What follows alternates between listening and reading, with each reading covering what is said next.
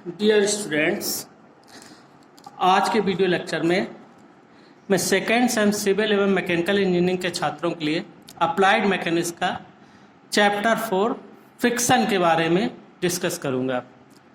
तो देखो, सबसे पहली चीज़ ये होती है कि फ्रिक्शन होता क्या है और फ्रिक्शन फोर्स क्या होता है। देखो भाई, कोई भी सरफेस चाहे कितनी भी चिकनी क्यों ना हो, उसमें कुछ ना कुछ रफनेस अवश्य रह जाती है। चाहे जितनी एडवांस मशीनिंग कर लें, लैपिंग कर लें, हॉर्निंग कर लें, कुछ भी कर लें, लेकिन अगर उसको हम माइक्रोस्कोप से अगर उसकी सरफेस को देखा जाए तो उसमें कुछ ना कुछ उभार और गर्त, इस तरीके के उभार और गर्त जरूर होते हैं। यानी सरफेस में ये ऐसे ऐसे रफनेस ये जरूर होती है, कुछ ना कुछ, एकदम से समाप्त नहीं हो सकती। तो कोई भी सरफेस चाहे कितनी भी चिकनी क्यों ना हो, उसमें कुछ ना कुछ रफनेस अवश्य रह जाती है। इस प्रकार जब दो सतहें आपस में कांटेक्ट में होती हैं, जब दो सरफेस, जैसे ये सरफेस है और इसको हमने इस पर रखा हुआ है टेबल पर, इनके कांटेक्ट सतह पर जो इनकी कांटेक्ट सरफेस होती है, एक अदृश्य बल कार्य करता है जो कि उनके बीच होने वाली रिलेटिव मोशन का विरोध करता है। कि अगर हम मान लो ये इसको मोशन में लाएं तो नीचे वाली सरफेस उसको रोकने की कोशिश करेगी, आसानी से मूव नहीं करेगी। अगर आसानी से होता तो कोई फोर्स लगाने नहीं पड़ता। या कोई भारी बॉडी होगी, जितनी भारी बॉडी होगी उसमें हम फोर्स लगाएं वो नहीं हिलेगी, और फोर्स लगाएं फिर भी नहीं हिलेगी। जब बहुत ज्यादा फोर्स लगाएंगे तब वो चलना शुरू की। इसका मतलब क्या हुआ कि पहले तो उसमें विरोध होता है, और ये विरोध क्यों होता है? तो इस प्रकार कॉन्टैक्ट सतह पर लगने वाले बल को घर्षण बल कहते हैं, जो कि सतह के टेंजेंशियली काम करता है। यानी स्पर्श रेखी, जैसे ये सरफेस है तो इनके कॉन्टैक्ट सतह पर यहाँ पर टेंजेंशियली काम करेगा। यानी उसकी रफनेस उभार और गर्त होते हैं, उस पर टेंजेंट खींचे तो वो फ्रिक्शन फोर्स को, कि अगर ये बॉडी, इस बॉडी को हम इस डायरेक्शन में मूव कराना चाहें तो ये इसको रोकने की कोशिश करेगा, तो इस डायरेक्शन में इसमें फ्रिक्शनल फोर्स काम करेगा। तो कहने का मतलब ये है कि कोई भी बॉडी कंप्लीट स्मूथ नहीं होती, कुछ ना कुछ रफ जरूर होती है। तो जब जो सतह कांटेक्ट में होती हैं तो उनकी कांटेक्ट सरफेस पर उनके बीच होने वाले रिलेटिव मोशन का विरोध करती है, तो उस प्रकार लगने वाले बल को घर्षण बल कहते हैं। यानी उनके कांटेक्ट सतह पर एक अदृश्य, जो कि हमने लगाया नहीं है बाहर से फोर्स, अपने आप ही डेवलप होता है, एक अदृश्य फोर्स कार्य करता है जो कि उनके बीच होने वाली रिलेटिव मोशन का विरोध करता है। इस प्रकार कांटेक्ट सतह पर लगने वाले बल को घर्षण बल कहते हैं, जो कि सतह के टेंजेंशियली कार्य करता है। यानी इन शॉर्ट हम क्या कहें कि जब दो सतहें आपस में कांटेक्ट में होती हैं तो उनके कांटेक्ट सतह पर एक इनविजिबल फोर्स एक्ट करता है, जो कि हम बाहर से नहीं लगा रहे, अपने आप ही डेवलप होता है। तो उनके बीच उनके बीच होने वाली रिलेटिव मोशन को का विरोध करता है ना। इस प्रकार कांटेक्ट सतह पर लगने वाले इस बल को घर्षण बल कहते हैं, जो कि सतह के टेंजेंशियली कार्य करता है। अब देखो, रीजन क्या होता है, घर्षण बल उत्पन्न क्यों होता है, यानी कॉज ऑफ फ्रिक्शन, घर्षण के कारण क्या होते हैं। देखो, घर्षण का प्रमुख कारण क्या होता है? Surface roughness. अभी हमने बताया कि कोई सरफेस चाहे जितनी अच्छी तरीके से बनाई जाए, चाहे कितनी चिकनी हो, लेकिन फिर भी उसमें कुछ ना कुछ तो रफनेस जरूर रहती है। ठीक है, चाहे जितनी एडवांस मशीनिंग कर लें हम उसमें, फिर भी रहती है। तो वास्तव में सतह का पूर्णतया चिकना, कंप्लीट स्मूथ होना असंभव है। यह रफनेस सतह पर पीक एंड वैलीज, यानी उभार और गर्त, जैसे ये ना ऐसे ऐसे अगर माइक्रोस्कोप से देखें तो ये सतह पर, तो ये उभार और गर्त यानी पीक्स एंड वैली के रूप में होती है। तो एक सतह के उभार, यानी इसका ये उभार और इसका ये गर्त, ये आपस में फंस जाते हैं। यानी एक सतह के उभार दूसरी सतह के गर्त में फंस जाते हैं। तो इस प्रकार जब हम कोई बार बल लगाते हैं, जब हमने यहाँ पर ऐसे फोर्स लगाया, बार बल लगाया इसको रिलेटिव मोशन कराने के लिए, तो क्या होगा, ये फंसे हुए हैं तो इनकी विपरीत दिशा में टेंजेंशियली एक फोर्स डेवलप होता है। ठीक है, तो जो कि दोनों के बीच होने वाली रिलेटिव मोशन का विरोध करता है। तो ये इसका मेन कारण है घर्षण का। क्या? सतह की रफनेस, जो कि उभार और गर्त के रूप में होती है। और जब सतह कांटेक्ट में होती है तो एक सतह दूसरी सतह के, एक के उभार दूसरे के गर्त, यानी एक की पीक एक की वैली, ये आपस में फंस जाते हैं। और जब हम फोर्स लगाते हैं तो क्या होता है कि उनको बाहर आने के, निकलने के लिए ये कोशिश करते हैं, तो नहीं निकल पाते। क्यों? क्योंकि अपोजिट डायरेक्शन में एक इनविजिबल फोर्स डेवलप होता है। यानी जैसे जैसे बल P का मान हम बढ़ाते जाते हैं, फ्रिक्शनल फोर्स F का मान भी बढ़ता जाता है। जैसे मान लो इस चित्र में हमने यहाँ पर ये P फोर्स लगाया, जैसे जैसे P बढ़ाएंगे ये F का मान भी बढ़ता जाएगा। यानी ये F फोर्स, ये इनविजिबल फोर्स है, और ये P फोर्स है, ये वाह फोर्स है, यानी external force. This is the external force P। तो इस एक्सटर्नल फोर्स P का मान जैसे जैसे बढ़ाते जाते हैं, फ्रिक्शनल फोर्स F का मान भी बढ़ता जाता है, और बॉडी गति नहीं करती। यानी रिलेटिव मोशन का विरोध हो रहा है, गति नहीं करती। फिर एक लिमिट के बाद यदि P का मान बढ़ाते हैं तो बॉडी गति करने लगती है। यानी एक लिमिट के बाद फिर फ्रिक्शनल फोर्स कमजोर होने लगता है, तो उसको कहते हैं हम लिमिटिंग फ्रिक्शन। वहां तक की लिमिट होती है जो फोर्स डेवलप होता है। तो इसका मतलब क्या? फ्रिक्शनल फोर्स P का अधिकतम मान जिस पर बॉडी गति करने ही वाली हो, जस्ट करने वाली हो, वहां तक जो फोर्स डेवलप होता है इनविजिबल फोर्स, उसे हम लिमिटिंग फ्रिक्शनल फोर्स कहते हैं, यानी सीमांत घर्षण बल कहते हैं। इस प्रकार घर्षण बल एक सेल्फ एडजस्टिंग फोर्स है। सेल्फ एडजस्टिंग फोर्स कि हमने जैसे जैसे P का मान बढ़ाया, F का मान अपने आप बढ़ा, और P का मान बढ़ाया, F का मान अपने आप बढ़ गया, बॉडी गति नहीं करेगी। फिर हमने P का मान जब इतना बढ़ाया कि बॉडी गति करने लगती है, तो जस्ट गति करने से पहले तक जो डेवलप होता है फोर्स, उसको हम कहते हैं लिमिटिंग फ्रिक्शनल फोर्स। ठीक है, तो बल F का मान अपने आप बढ़ता जाता है, और एक लिमिट के बाद P की तुलना में F का मान कम हो जाता है और बॉडी गति करने लगती है ना। तो अब कभी कभी इसमें ऐसे प्रश्न पूछा जाता है कि सिद्ध करो कि घर्षण बल सेल्फ एडजस्टिंग फोर्स है। तो इसको कैसे आंसर दोगे? यही ऐसे एक बॉडी बनाओगे और यहाँ फोर्स P लगाओगे और यहाँ दिखाओगे कि ये फ्रिक्शनल फोर्स F डेवलप हो रहा है। जैसे जैसे P का मान बढ़ाएंगे वैसे वैसे F का मान बढ़ता जाता है। फिर P का मान बढ़ाया, फिर बॉडी नहीं चली। इसका मतलब क्या हुआ कि जैसे जैसे P का मान बढ़ाते हैं F का मान अपने आप बढ़ता जाता है। इससे सिद्ध होता है कि फ्रिक्शनल फोर्स एक सेल्फ एडजस्टिंग फोर्स है। ये प्रश्न इसको ऐसे भी पूछ सकते हैं, ये भी पूछ सकते हैं कॉज ऑफ फ्रिक्शन क्या होता है, यह सिद्ध करो कि घर्षण सेल्फ एडजस्टिंग फोर्स है। तो इसको इसी तरीके से समझाना है।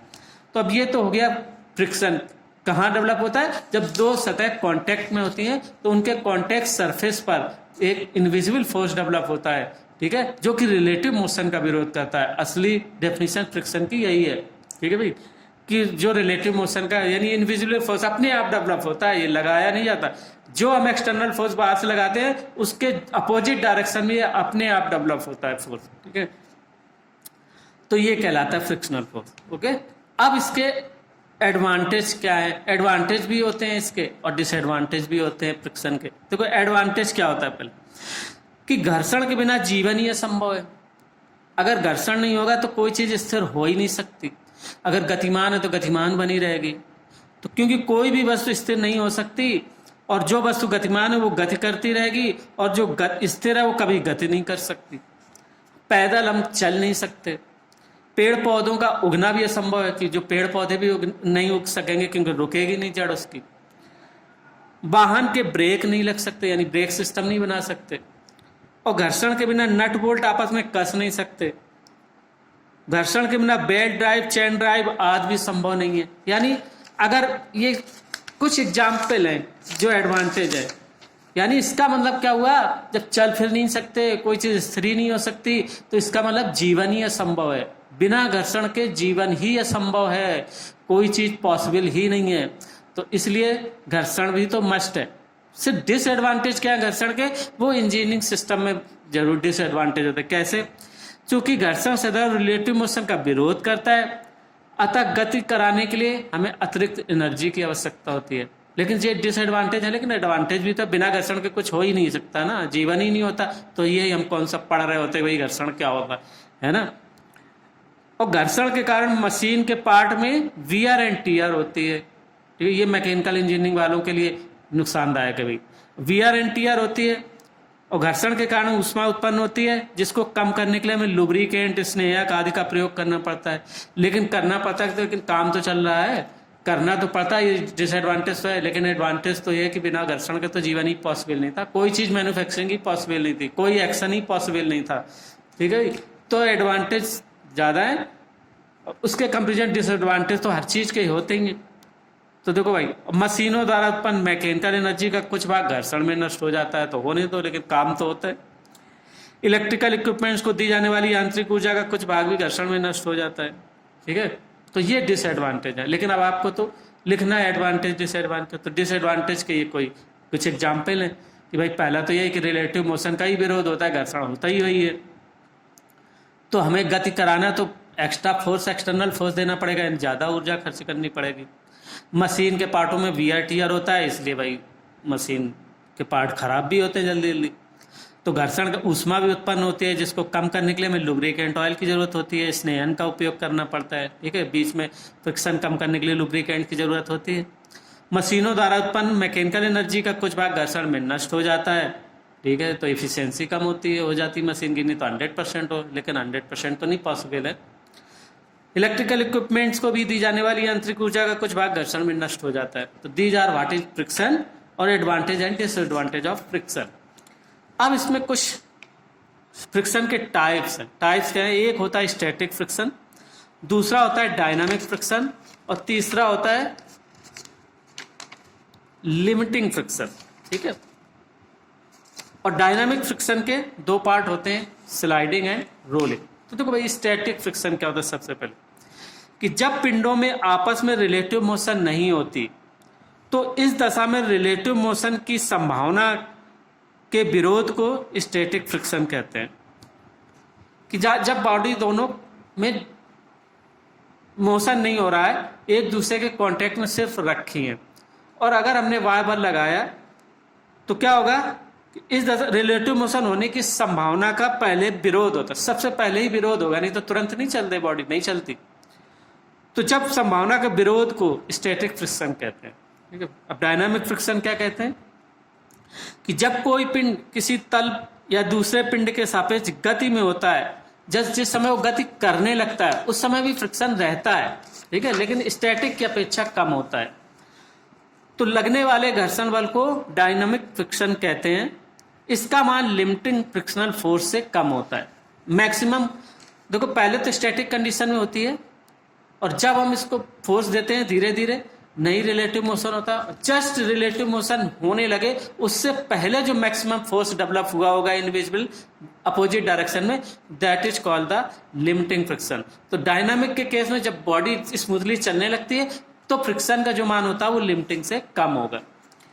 तो लिमिटिंग फ्रिक्शन अब क्या होता है? सीमांत या चरम घर्षण बल जिसे कहते हैं। किसी पिंड या तथा संपर्क तल, यानी कोई बॉडी या कोई कॉन्टेक्ट सरफेस, तो दो पिंडों के मध्य वह अधिकतम घर्षण बल जब पिंड में सापेक्ष गति होने ही वाली हो, यानी रिलेटिव मोशन होने ही वाली हो, उस समय जो मैक्सिमम फोर्स डेवलप होता है उसको कहते हैं लिमिटिंग फ्रिक्शन। देखो, जब स्टैटिक कंडीशन में रखी है और गति होने की संभावना का विरोध करती है तो स्टैटिक फ्रिक्शन, और जब गति होने लगती है उस समय जो कॉन्टेक्ट सरफेस के बीच में घर्षण होता है, यानी दो बॉडी के बीच में घर्षण होता है, वो डायनामिक फ्रिक्शन।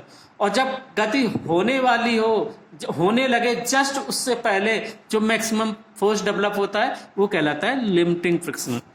तो इन सभी घर्षण बलों को हम देखो ऐसे समझ सकते हैं इस ग्राफ से। कि सबसे पहले हमने क्या किया कि बॉडी स्टैटिक कंडीशन में थी, हमने इस फोर्स को लगाया, जैसे जैसे फोर्स बढ़ाते जाएंगे बॉडी नहीं चल रही है ना।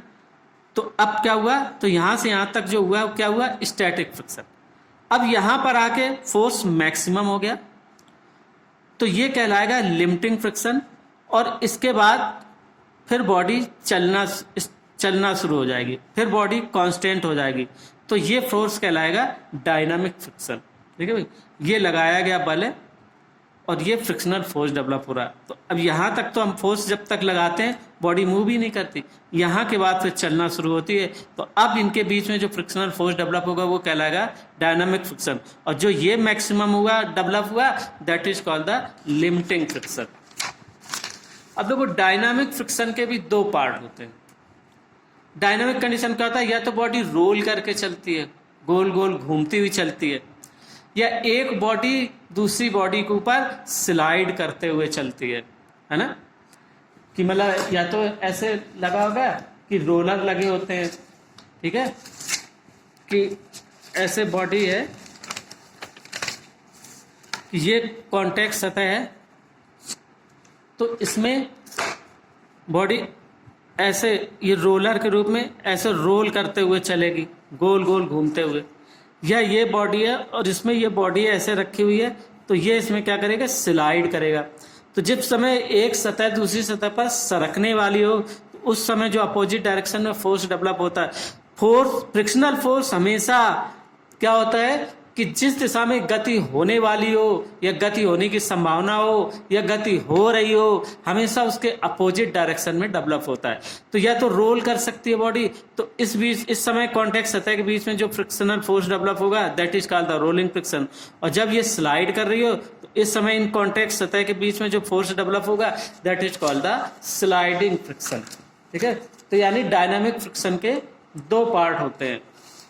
One is called the sliding friction, यानी जब कोई पिंड किसी सरफेस पर फिसलता है या सरकता है, स्लाइड करता है, तो इस स्थिति में कॉन्टैक्ट सरफेस के बीच उत्पन्न घर्षण को स्लाइडिंग फ्रिक्शन कहते हैं। जैसे पैदल चलना, मालिश करना, है ना, कोई इस तरीके की चीजों में स्लाइडिंग फ्रिक्शन। रोलिंग, जब कोई पिंड किसी सतह पर लुढ़कता है या रोल करता है, तो इस स्थिति में कॉन्टैक्ट सतह के बीच उत्पन्न घर्षण को रोलिंग फ्रिक्शन कहते हैं। जैसे पहियों एवं भूमि के बीच फ्रिक्शन, जो पहिए रोटेट कर रहे हैं ना उनके बीच में। तो ये टाइप्स ऑफ फ्रिक्शन हुआ। तो what is friction, frictional force क्या होता है, advantage and disadvantage of friction और टाइप्स ऑफ फ्रिक्शन। ठीक है भाई, अब आते हैं फ्रिक्शन के नियम, यानी लॉज ऑफ फ्रिक्शन। तो फ्रिक्शन के अब नियम क्या कहते हैं। सबसे पहला होता है laws of static friction. Static friction, जबकि बॉडी स्थिर अवस्था में हो और हम कोई बार बल लगाएं तो उसका विरोध करने की संभावना का विरोध करने के लिए जो अपोजिट डायरेक्शन में फोर्स डेवलप होता है that is called the static friction.